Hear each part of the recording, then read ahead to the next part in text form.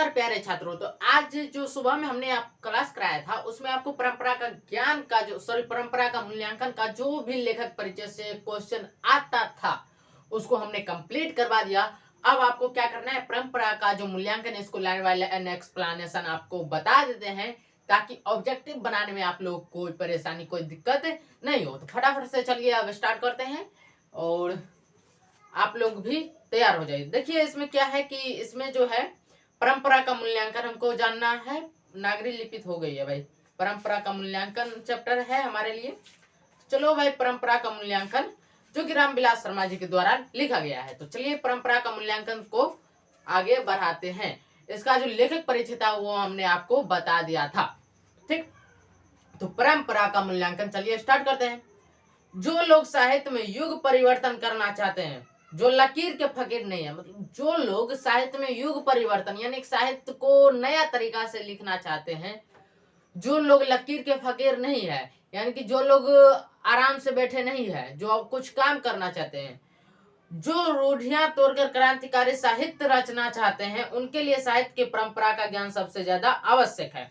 इस लाइन को आप लोगों को ध्यान में रखना है कि साहित्य का ज्ञान किसके लिए आवश्यक है या फिर परंपरा का ज्ञान किसके लिए आवश्यक है। तो जो लोग साहित्य में युग परिवर्तन करना चाहते हैं वो लकीर के फकीर नहीं है। ऑब्जेक्टिव क्वेश्चन एक बार पूछा गया कि लकीर के फकीर नहीं, लकीर के फकीर कौन नहीं है? तो जो लोग साहित्य युग में परिवर्तन करना चाहते हैं, ठीक। जो रूढ़ियां तोड़कर क्रांतिकारी साहित्य रचना चाहते हैं वो लकीर के फकीर नहीं है। उनके लिए साहित्य की परंपरा का ज्ञान सबसे ज्यादा आवश्यक है। ये बात समझ में आ गया? किसके लिए सबसे ज्यादा यह आवश्यक है? जो लकीर के फकीर नहीं है। जो लोग समाज में बुनियादी परिवर्तन करके वर्गहीन शोषण मुक्त समाज की रचना करना चाहते हैं वे अपने सिद्धांतों को ऐतिहासिक भौतिकवाद के नाम से पुकारते हैं। जो लोग जो है समाज में बुनियादी परिवर्तन के साथ बुनियादी परिवर्तन के करके वर्गहीन शोषण मुक्त समाज की जो रचना करना चाहते हैं, मतलब जो है शोषण मुक्त, जिस समाज में शोषण नहीं हो किसी भी आदमी का, उस समाज की रचना करना चाहते हैं, तो उसके लिए क्या है कि वो अपने सिद्धांतों को ऐतिहासिक भौतिकवाद के नाम से पुकारते हैं। वो जो लोग हैं वो अपने सिद्धांतों को किस नाम से पुकारते हैं? ऐतिहासिक भौतिकवाद के नाम से पुकारते हैं, ठीक। तो ये बात समझ में आ गया। ऑब्जेक्टिव क्वेश्चन यहाँ से भी निकल सकता है। जो महत्व ऐतिहासिक भौतिकवाद के लिए इतिहास का है वही आलोचना के लिए साहित्य की परंपरा का है। मतलब जो महत्व ऐतिहासिक के लिए इतिहास का है, मतलब ऐतिहासिक आदमी के लिए जो महत्व इतिहास का है वही महत्व जो है इस समय के आदमी के लिए परंपरा का ज्ञान का है, परंपरा का है। वही आलोचना के लिए साहित्य का परंपरा का है, ठीक। जो आलोचना करने वाले उसके लिए साहित्य का जो परंपरा है उसके लिए ठीक उसी प्रकार है, ठीक। साहित्य की परंपरा के ज्ञान से प्रगतिशील आलोचना का विकास होता है। साहित्य की परंपरा के ज्ञान से किसका विकास होता है? प्रगतिशील आलोचना का, ठीक। प्रगतिशील आलोचना के ज्ञान से साहित्य की धारा मोड़ जा सकती है और नए प्रगतिशील साहित्य का निर्माण किया जा सकता है। प्रगतिशील आलोचना किन्हीं अमूर्त सिद्धांतों का संकलन नहीं है, वह साहित्य की परंपरा का मूर्त ज्ञान है। प्रगतिशील आलोचना किन्हीं अपूर्त सिद्धांतों का आंकलन नहीं है, वो साहित्य जो है एक मूर्त समान है, ठीक। परंपरा का मूर्त ज्ञान है और यह ज्ञान उतना ही विकासमान है जितना साहित्य की परंपरा। ये जो ज्ञान है साहित्य की परंपरा का मूर्त ज्ञान, ये उतना ही विकास है, उतना ही विकसित है जितना कि परंपरा का ज्ञान है, ठीक। साहित्य की परंपरा जो है उतना ही ये भी विकासशील है। विकासशील नहीं मतलब विकसित है, ठीक। विकसित मतलब समझ सकते हो कि जो पहले से मतलब वो अपने चरम सीमा पर पहुंच गया है, ठीक। साहित्य की परंपरा का मूल्यांकन करते हुए सबसे पहले हम उस साहित्य का मूल्य निर्धारित करते हैं जो शोषक वर्गों के विरुद्ध श्रमिक जनता के हितों को प्रतिबिंबित करता है। मतलब कहने का मतलब है कि साहित्य परंपरा का जो हम मूल्यांकन करते हैं सबसे पहले उस वर्ग का करेंगे जो वर्ग शोषित होते जा रहे हैं, ठीक। निचले वर्ग जिसको शोषण से मुक्त नहीं है जो वर्ग, उसका जो मूल्यांकन पहले किया जाएगा इसमें, ठीक। देखिए इसके साथ हम उस साहित्य पर ध्यान देते हैं जिसकी रचना का आधार शोषित जनता का श्रम है और यह देखने का प्रयत्न करते हैं। प्रयत्न करना मतलब क्या? कोशिश करना, ठीक, ट्राई करना। तो यह देखने का प्रयत्न करते हैं कि वर्तमान काल में जनता के लिए कहाँ तक उपयोगी है और उसका उपयोग किस तरह हो सकता है। इसके अलावा जो साहित्य सीधे संपत्तिशील वर्गों की देख रेख में रचा गया है और उनके वर्ग हितों को प्रतिबिंबित करता है, उसे भी परख कर देखना चाहिए। और यह अभ्युदयशील वर्ग का साहित्य है या ह्रासमान वर्ग का, ठीक, इसको भी देखना चाहिए। यह स्मरण रखना चाहिए कि पुराने समाज में वर्गों की रूपरेखा कभी बहुत स्पष्ट नहीं रही। पुराने समाज में जो है वर्गों की रूपरेखा मतलब मध्यम वर्ग, उत्तम वर्ग और निचले वर्ग, इन वर्गों के जो रूपरेखा है कभी भी स्पष्ट नहीं हुई पुराने समाज में, ठीक। जहां पूंजीवाद का यथेष्ट विकास हो गया वहीं यह संभावना है कि संपत्तिशील और संपत्तिहीन वर्ग एक दूसरे के समान सामने पूरी तरह विरोधी बनकर खड़े हो। मतलब संपत्तिशील और संपत्तिहीन, संपत्तिशील मतलब क्या, जिसके पास जमीन जायदाद या फिर उसके पास इतनी संपत्ति है जो कि अपने 2-4 पीढ़ी देख लेगा, ठीक, उसके सामने जो है जो संपत्तिहीन है यानी कि जिसके पास कुछ नहीं है सिर्फ खाने के अलावा, तो उन दोनों में जो क्या है कि एक दुश्मनी टाइप का जो है भाव बना रहता है, ठीक, इन दोनों में, ठीक। पुराने साहित्य में वर्ग हित साफ साफ टकराते हुए दिखाई दे, इसकी संभावना कम होती है। पुराने साहित्य जो है उसमें जो है वर्ग के अनुसार जो है ठीक आमने सामने टकराते हुए दिखाई दे, इसकी संभावना बहुत कम रही है, क्योंकि पुराने साहित्य में इतनी ज्यादा असंभावनाएं नहीं थी कि आमने सामने नहीं टकराए, ठीक। मतलब वो जो था टकराता भी होगा तो उसको जो है साहित्य में नहीं दिखाया गया होगा, ठीक, इस बात को ध्यान में रखना है, ठीक है भाई लोग। आगे देखिए कि समान, ये तो हो गया पुराने, नहीं संभावना कम होती है। सभ्यता के अनेक तत्वों की तरह साहित्य में भी ऐसे तत्व होते हैं जो विरोधी वर्गों के काम में आते हैं। सभ्यता में जो अन्य जिस प्रकार के कई तत्व हैं उस प्रकार जो है परंपरा में भी, साहित्य में भी कुछ ऐसे तत्व हैं जो काम आते हैं, किसके, विरोधी वर्गों के काम आते हैं। आग जलाकर खाना पकाना मानव सभ्यता का समान तत्व बन गया है। जब आप गांव में जाते होंगे तो अब तो भाई गांव में भी गैस आ गया है, तो गैस आ गया है गांव में भी, तो अब बहुत कम दिखता है कि जलावन पर भोजन बनाया जाता है, लेकिन जहाँ कहीं भी दिखता है भोजन बनाते हुए जलावन पर, तो ये पुरानी सभ्यता है, ठीक, पुरानी मानव सभ्यता है। और सामान्य रहा है कि अभी भी हमारे घर में जो है भाई लोग जलावन पर खाना बनता है, अभी तक हमारे घर में गैस नहीं आया है, ठीक। तो वो जो है भाई लोग कि जलावन पर खाना बनता है उसका स्वाद अलग रहता है और गैस पर जो बनता है उसका स्वाद अलग रहता है। इसी तरह जो है भाई लोग कल कारखानों में भाप और बिजली से चलने वाली मशीनों का उपयोग समाजवादी व्यवस्था में होता है और पूंजीवादी व्यवस्था में भी। समाजवादी व्यवस्था और पूंजीवादी व्यवस्था आप लोग इकोनॉमिक में, आप लोग का जो बुक होगा हमारी अर्थव्यवस्था, उस बुक में समाजवादी व्यवस्था और पूंजीवादी व्यवस्था आप लोग को समझ में आ गया होगा। अगर पहला चैप्टर में ही है, ठीक, वो चैप्टर पढ़े होंगे तो आप लोग को समझ में आया होगा, अन्यथा एक दिन हम उस चैप्टर को भी लाएंगे, तो टेंशन लेने वाली कोई बात नहीं है। तो यहाँ क्या समाजवादी व्यवस्था मतलब जहाँ समाजों का बस चलता हो और पूंजीवादी व्यवस्था मतलब जहाँ पूंजीपतियों का बस चलता हो, ठीक। तो उस व्यवस्था में जो है कल कारखानों में भाप और बिजली से चलने वाली मशीनों का उपयोग होता है, ठीक। सभ्यता का हर स्तर वर्ग युद्ध में नहीं होता। सभ्यता का जो भी स्तर है सभी स्तर जो है वर्ग युद्ध में नहीं होता।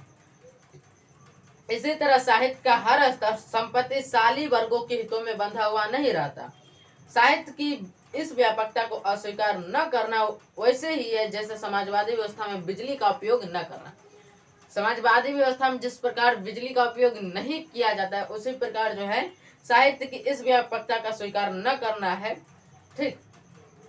किस व्यापकता का, कि पूंजीपति संपत्तिशाली वर्गों में जो है हितों से बंधा हुआ नहीं रहता है, ठीक। क्योंकि इसका आविष्कार पूंजीवादी समाज में हुआ था और इसका उपयोग भी पूंजीपतियों ने अपने हित में किया था। बिजली का उपयोग जो है पूंजीवादियों समाज में हुआ था और पूंजीपतियों ने ही इसका उपयोग किया था अपने हित के लिए, अपनी सुविधा के लिए, ठीक। साहित्य मनुष्य के संपूर्ण जीवन से संबंध है। साहित्य जो है मनुष्य के पूरे जीवन से संबंधित है। आर्थिक जीवन के अलावा मनुष्य एक प्राणी के रूप में अपना जीवन बिताता है। आर्थिक मनुष्य के अलावा जो है मनुष्य जो है आर्थिक जीवन के अलावा जो है वह अपना प्राणी के रूप में जो है अपना जीवन बिताता है। साहित्य में उसकी बहुत सी आदिम भावनाएं प्रतिफलित होती है जो उसे प्राणी मात्र से जोड़ती है। साहित्य में जो है उसकी बहुत सी ऐसी भावनाएं जो प्रतिफलित होती रहती हैं, जो कि उसको किस से जोड़ती है, प्राणी मात्र नाम से जोड़ती है। ठीक, इस बात को बार बार कहने में कोई हानि नहीं है कि साहित्य विचारधारा मात्र नहीं है। साहित्य जो है विचारधारा मात्र नहीं है, इस बात को कहने में कोई तकलीफ नहीं है। ठीक, उसमें मनुष्य का इंद्रिय बोध, उसकी भावनाएं भी व्यंजित होती है। साहित्य का यह पक्ष अपेक्षाकृत अस्थायी होता है। साहित्य का जो यह बात है वह क्या होता है, एक अच्छी बात दिखाई देता है। ठीक, साहित्य में विकास प्रक्रिया उसी तरह संपन्न नहीं होती जैसे समाज में।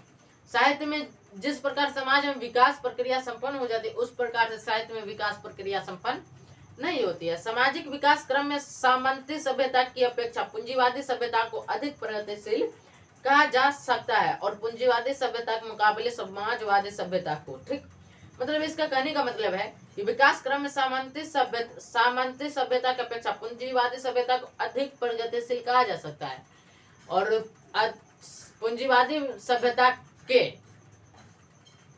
सामने जो है समाजवादी सभ्यता को अधिक प्रगतिशील कहा जा सकता है, ये बात कह रहा है। ठीक, पुराने चरखे और करघे के मुकाबले मशीनों के व्यवहार में श्रम की उत्पादकता बहुत बढ़ गई है। पुराने चरखा और करघा तो भाई नहीं देखेंगे, चरखा नाम सुने हैं जो गांधी जी चलाते थे। ठीक, तो उसमें और करघे के मुकाबले मशीनों के व्यवहार में श्रम की उत्पादकता बहुत बढ़ गई है, लोग मेहनती बहुत हो गए हैं।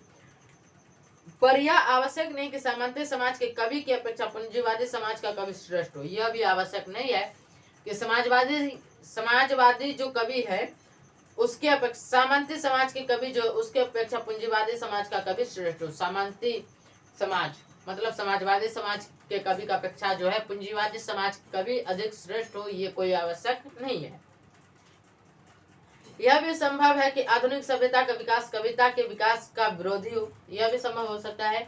और कवि स्वयं बिकाऊ माल बन रहा हो, कवि स्वयं जो है बिकने जा रहा हो, यह भी हो सकता है। ठीक, व्यवहार में यदि देखा जाता है कि 19वीं और 20वीं सदी के कवि क्या भारत के क्या यूरोप में पुराने कवियों को घोटे जा रहे हैं और कहीं उनके पास आसपास पहुंच जाते हैं तो अपने को धन्य मानते हैं। मतलब अगर भारत के जो कवि है 19वीं 20वीं शताब्दी में देखा गया है कि भारत के कवि अगर यूरोप में चले गए हैं तो वो अपने को बहुत धन्य मानते थे, बहुत ही बड़ा आदमी मानने लगते थे भारत कवि। ठीक, इस बात को ध्यान में रखना।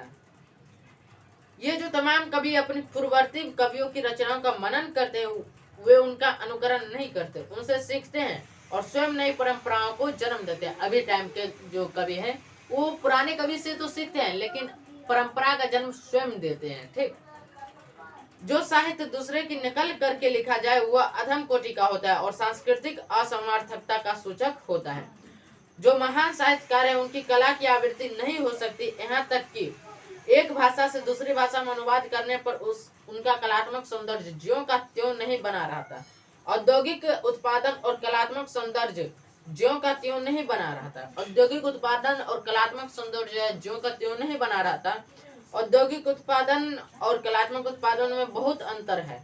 क्या अंतर है ये तो बाद में। अमेरिका ने एटम बम बनाया, रूस ने भी बनाया। अमेरिका ने बनाया तो रूस ने भी बनाया, पर शेक्सपियर के नाटकों जैसी चीज का उत्पादन दोबारा इंग्लैंड में भी नहीं हुआ था। शेक्सपियर जिस नाटक का उत्पादन किया था वो दोबारा इंग्लैंड में भी नहीं उत्पन्न हुआ। मतलब शेक्सपियर इंग्लैंड में जिस नाटक का उत्पादन किया था वो जो नाटक है दोबारा फिर इंग्लैंड में भी नहीं उत्पन्न हुआ। पूरे दुनिया तो छोड़ो इंग्लैंड में भी नहीं आया था वो नाटक। ठीक, द्वंद्वात्मक भौतिकवाद मनुष्य की चेतना को आर्थिक संबंधों से प्रभावित मानते हुए उसकी सापेक्ष स्वाधीनता स्वीकार करता है।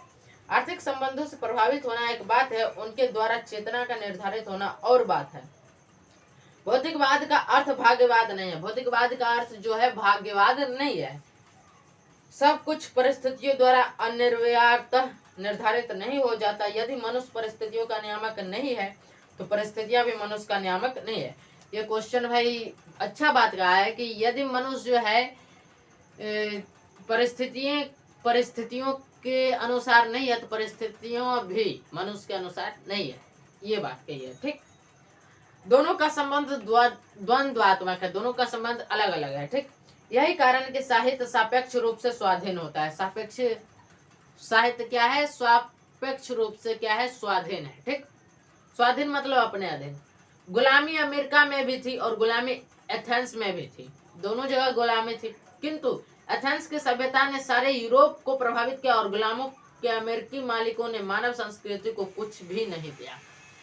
अमेरिकी गुलामी जो है मानव संस्कृति कुछ भी नहीं दिया, लेकिन यही एथेंस के जो गुलाम थे वो पूरे यूरोप को प्रभावित कर दिया था। ठीक, सामंतवाद दुनिया भर में कायम रहा, पर इस सामंती दुनिया में महान कविता के दो ही केंद्र थे, भारत और ईरान।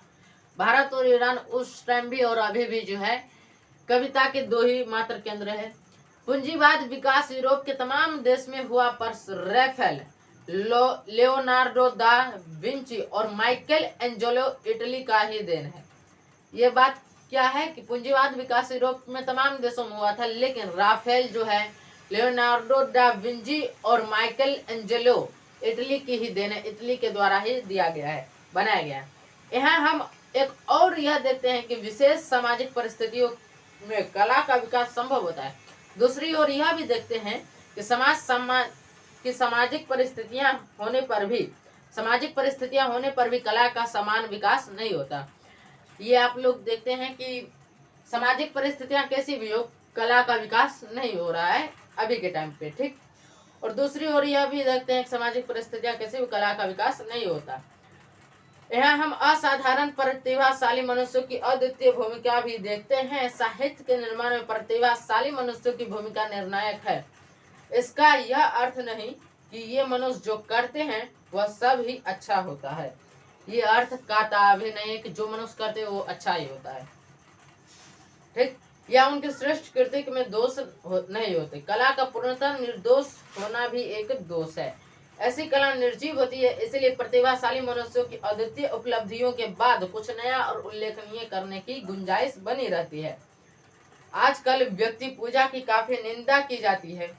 आजकल व्यक्ति जो है पूजा की काफी निंदा करती है। ठीक, पूजा को काफी अच्छा नहीं बताता है, लेकिन आपको पता है किंतु जो लोग सबसे ज्यादा व्यक्ति पूजा की निंदा करते हैं वे सबसे ज्यादा व्यक्ति पूजा का प्रचार भी करते हैं।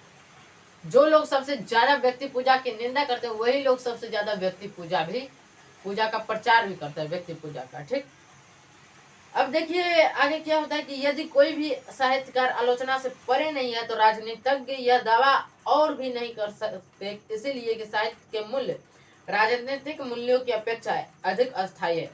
अंग्रेज कवि टेनिसन ने लैटिन कवि वर्जिल पर एक बड़ी अच्छी कविता लिखी थी। इसमें उन्होंने कहा कि रोमन साम्राज्य का वैभव समाप्त हो गया, पर वर्जिल के काव्य सागर की ध्वनि तरंगे हमें आज भी सुनाई देती है और हृदय को आनंद विह्वल कर देते हैं। आनंद विह्वल मतलब क्या, प्रफुल्लित कर देता है, मतलब हृदय जो है खुश हो जाता है, एक अलग ही भाव आता है। ठीक, कह सकते हैं कि जब ब्रिटिश साम्राज्य का कोई नाम लेवा और पानी देवा न रह जाएगा, तब शेक्सपियर, मिल्टन और सेवी विश्व संस्कृति के आकाश में वैसे ही जगमगाते नजर आएंगे जैसे पहले, और उनका प्रकाश पहले की अपेक्षा करोड़ों नई आंखें देखेगी।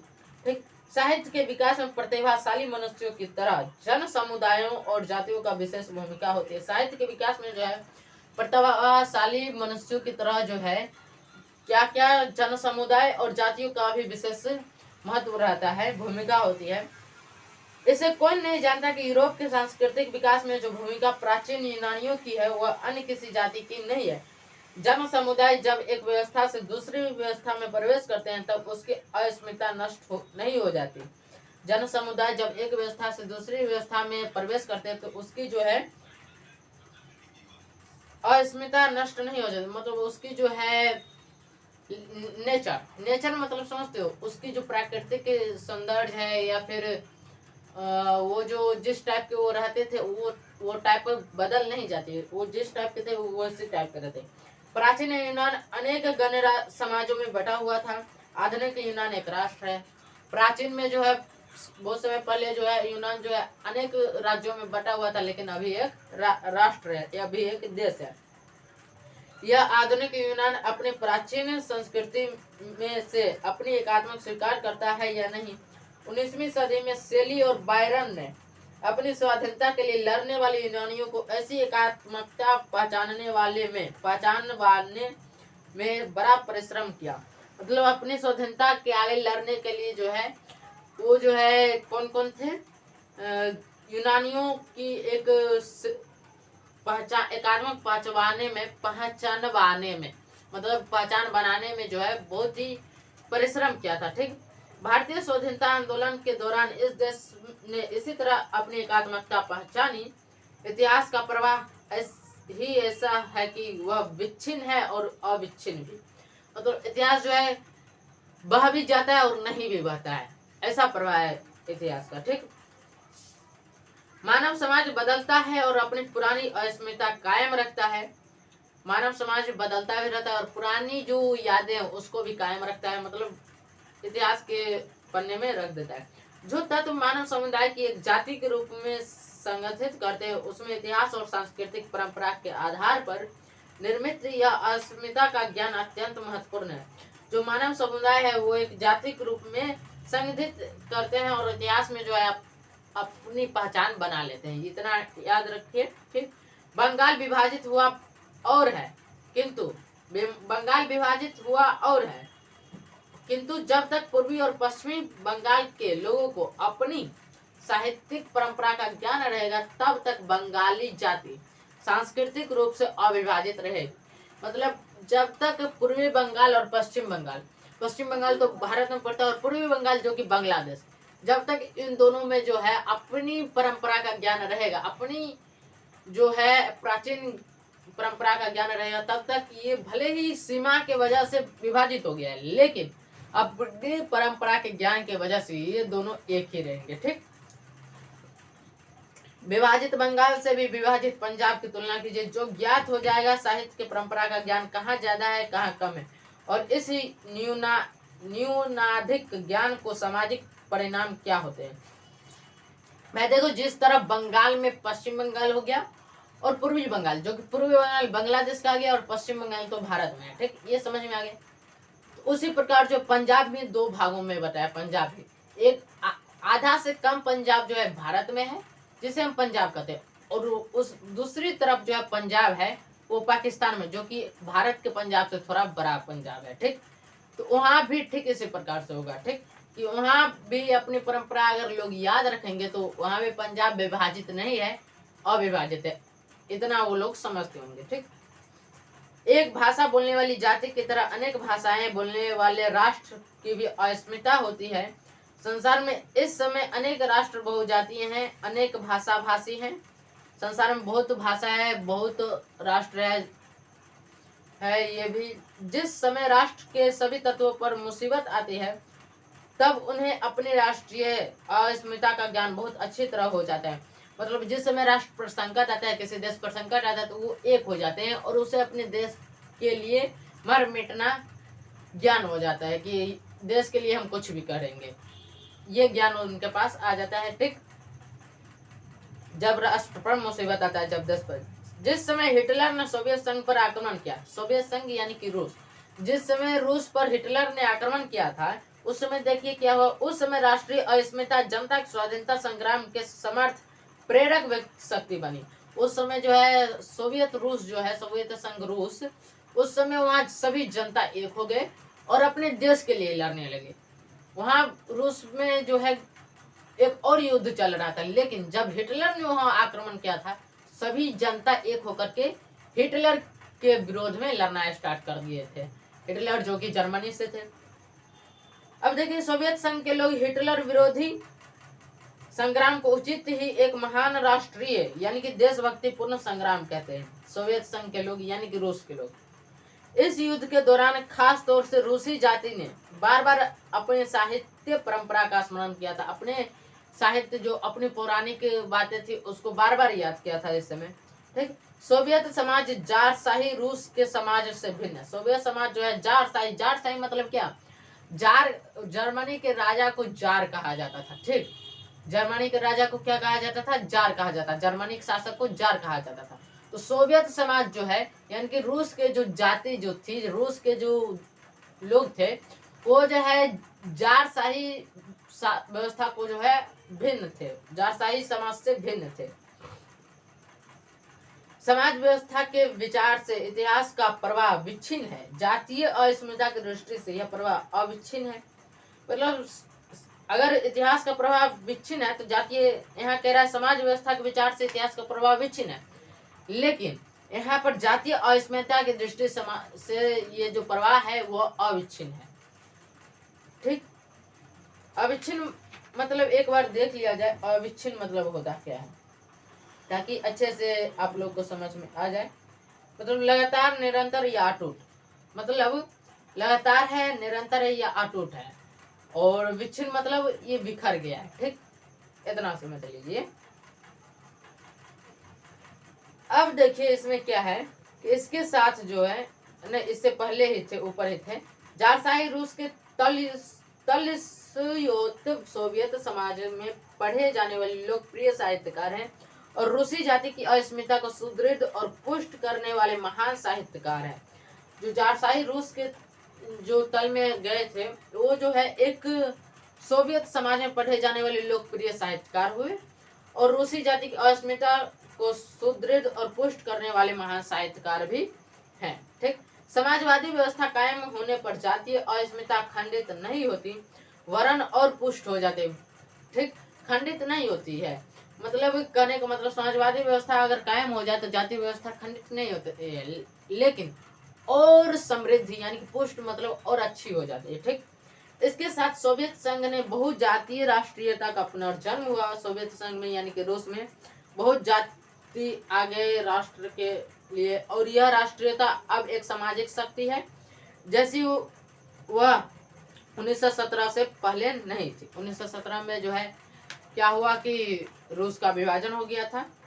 जारशाही रूस में बहुत सी जातियां पराधीन बनाकर रखी गई थी। जारशाही जो है बहुत ही जातियां बना दी थी।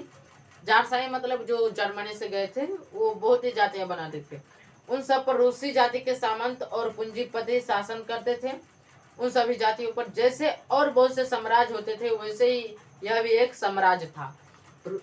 सोवियत संघ जो है, रूस जो है एक बहुत बड़ा साम्राज्य की तरह था। ठीक, 1917 क्रांति के बाद रूसी और गैर रूसी जातियों के आपसी संबंधों में बहुत बड़ा परिवर्तन हुआ। बहुत सी जातियां सोवियत संघ में शामिल नहीं हुई, अलग हो गई। 1917 में ही जो है सोवियत संघ का विखंडन हो गया था। ठीक, कुछ विलंब से दूसरे महायुद्ध में कुछ ही पहले अन्य जातियों उनमें शामिल हुई। सोवियत संघ में आज जितनी जातियां शामिल है उनका वैसा मिला जुला राष्ट्रीय इतिहास नहीं है। सोवियत संघ यानी कि रूस में जो है आज जितनी जातियां हैं उतना राष्ट्रीय इतिहास जो है पहले नहीं था। ठीक, पहले नहीं था, इतना बात ध्यान में रहेगा।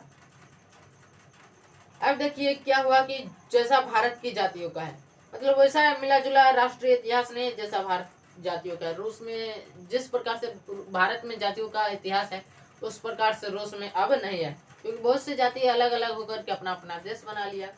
15 देशों में टूटा है रूस, 15 देशों में, समझ सकते हो। राष्ट्र के गठन में इतिहास का अविच्छिन्न प्रवाह यानी कि निरंतर प्रवाह बहुत ही बड़ी निर्धारक शक्ति है। यूरोप के लोग यूरोपियन संस्कृति की बात करते हैं, पर यूरोप कभी राष्ट्र नहीं बना। यूरोप जो है कभी राष्ट्र नहीं बना, लेकिन अपनी संस्कृति की बात करता रहा। और तब अब तो पूर्वी यूरोप और पश्चिमी यूरोप, दो यूरोपों का अलग उल्लेख आम बात है। संसार का कोई भी देश बहुजातीय राष्ट्र की हैसियत से इतिहास को ध्यान में रखे तो भारत का मुकाबला नहीं कर सकता। कोई भी देश हो वो अपने इतिहास को अगर ध्यान में रखे तो भारत का मुकाबला नहीं कर सकता। ठीक, यह राष्ट्रीयता एक जाति द्वारा दूसरी जातियों पर राजनीतिक प्रयुक्त कायम करके स्थापित नहीं हुई, वह मुख्यतः संस्कृति और इतिहास की ही देन है। भारत में इस संस्कृति के निर्माण में इस देश के कवियों का सर्वोच्च स्थान है। भारत की संस्कृति में कवियों का सर्वोच्च स्थान है। इस देश की सांस्कृतिक से रामायण और महाभारत को अलग कर दिया जाएगा तो हमारे देश की जो है आंतरिक एकता वो टूट सकती है। ठीक, टूट जाएगी। किसी भी बहुजातीय राष्ट्र के सामाजिक विकास में कवियों की ऐसी निर्णायक भूमिका नहीं रही जैसा कि इस देश में व्यास और वाल्मीकि की है। यानी कि भारत देश में जो है ऋषि व्यास और ऋषि वाल्मीकि जी की है। ऋषि व्यास ने महाभारत लिखा था और ऋषि वाल्मीकि जी ने रामायण लिखा था, जो कि लव कुश के गुरु थे। लव और कुश के गुरु थे ऋषि वाल्मीकि। ठीक, इसलिए किसी भी देश के लिए साहित्य की परंपरा का मूल्यांकन उतना ही महत्वपूर्ण नहीं है जितना इस देश के लिए है। यदि समाजवादी व्यवस्था कायम होने पर जारशाही रूस नवीन राष्ट्र के रूप में पुनर्गठित हो सकता है, तो भारत में समाजवादी व्यवस्था कायम होने पर यहाँ की राष्ट्रीय अस्मिता से पहले कितना पुष्ट होगी, इसकी कल्पना नहीं की जा सकती है। जिस प्रकार से रूस में समाजवादी व्यवस्था कायम हुई, तो रूस जो है एक अच्छा अपना बना लिया, अपनी जो है कायम कर लिया अपनी स्थिरता। उसी प्रकार से अगर भारत में समाजवादी व्यवस्था आएगी तो भारत कितना अच्छा हो जाएगा, इसकी कोई भी कल्पना नहीं की जा सकती है, कोई भी आभास नहीं लगाया जा सकता है। वास्तव में समाजवाद हमारी राष्ट्रीय आवश्यकता है, भारत की राष्ट्रीय आवश्यकता समाजवाद है। ठीक, पूंजीवादी व्यवस्था से में शक्ति का इतना अपव्यय होता है कि उसका कोई हिसाब नहीं है। पूंजीवादी व्यवस्था में जो है इतना खर्च होता है, व्यवस्था का पूंजीवादी व्यवस्था में जो है इतना खर्च होता है हमारा शक्ति का कि उसका कोई हिसाब नहीं है। और देश के साधनों का सबसे अच्छा उपयोग समाजवादी व्यवस्था में ही संभव है। देश का सबसे अच्छा उपयोग जो है देश के साधनों का, वो समाजवादी व्यवस्था में ही संभव है। ठीक, और अनेक छोटे बड़े राष्ट्र जो है भारत से ज्यादा पिछड़े हुए थे, वो सब समाजवादी व्यवस्था अपना करके बहुत शक्तिशाली हो गए हैं। ठीक, और उनकी प्रगति की रफ्तार किसी पूंजीवादी देश की अपेक्षा तेज है। भारत की राष्ट्रीय क्षमता का पूर्ण विकास समाजवादी व्यवस्था में ही है, और साहित्य की परंपरा का पूर्ण ज्ञान समाजवादी व्यवस्था में ही संभव है।